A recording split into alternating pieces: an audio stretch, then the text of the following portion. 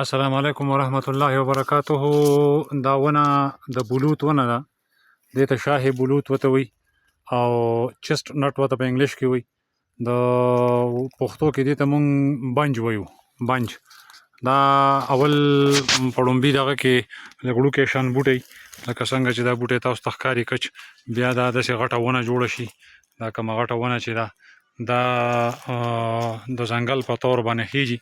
دا مخامخ چې کوم تاسو ته دا مخامخ غر ښکاري، دا ټول د دې ونې نه ډک دی. دا شاهي بلوط بنج، پښتو کې ورته بنج وایي، اردو کې ورته بلوط وایي، شاهي بلوط ورته وایي.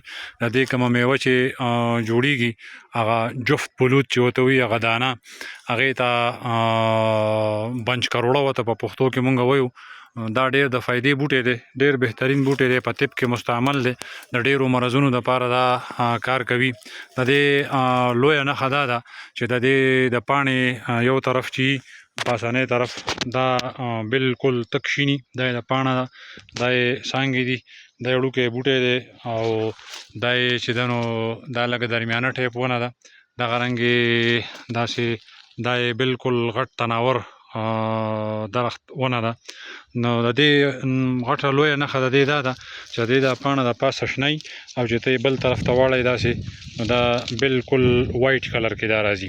په دې وجه باندې په سپرلي کې چې کله هواګانې ډېرې شي، نو چې په کوم ځنګل کې دا ولاړی، نو د دې دا پاڼې الټه شي، هغه هوا یې الټه کړي، نو هغه ځنګل بیا د شینوالي د وجې نه سپینوالی کوي. په طب کې دا په ډېرو مسلو کې مستعمله ده.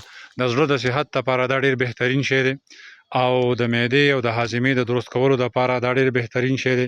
د دې د پاڼو صفوف استعمالیږي او د دې په هغه میوه چې کومه دغه کېږي، دې وخت کې خو دې میوه نه ده نیولې، او کله چې دا میوه ونیسي نو دا داسې د پلي په شکل باندې غونډه منډې او د پاسه په یو سرپوښ غونې بنج کروړه ورته وایي، څوک ورته بنجی هم وایي زمونږ په دغه کې، او جفت بلوط ورته وایي په طبي اصطلاح کې. د هغې نه تیل هم وځي او د هغې هغه مغز چې دی نو هغه به طور خوراک هم استعمالیږي.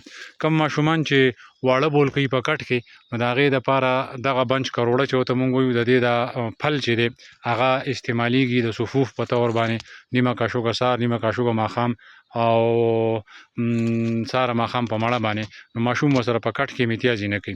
د دې نه علاوه دا د ویټامین سي، د پوټاشیم او د منګانیز یو خزانه ده، یو بهترین شی دی. د پوټاشیم مقدار د ډېروالي په وجه باندې دا د زړه په مسلو کې کار کوي، د معدې صحت جوړوي. د څرمنې بیماری چې په چا باندې وي، نو د ویټامین سي په وجه باندې دا خارښ د څرمنې بیماري او مصفا خون هم دی، هغه څرمن صفا کوي ښکلې ښایسته مزهداره. دې نه علاوه په طب کې دا په ډېرو مسلو کې مستعمل دی. د دې سره ډېر مرکبات او مفردات ورسره یوځای کېږي او د هغې په وجه باندې دا په مختلفو بیمارو کې کار کوي. د جسماني کمزورۍ دپاره دا ډېر اعلی شی دی او د دې پټ هم مستعمل دی، پاڼه هم مستعمل ده، او خو زیات طور خاص کور د دې هغه میوه مستعمل ده. د پلي په شان چې کومه سپینه شي او دننه پکې هغه مغز راووځي، د چلغوزي په شانې میوه یې د دې هغه مستعمل ده. هغه ډېر بهترین شی دی. هغه د زړه په مسلو کې، د هاضمو په مسلو کې، د څرمنې په مسلو کې، د ملا د درد دپاره، د جسماني کمزورۍ دپاره، د چستۍ دپاره دا استعمالیږي.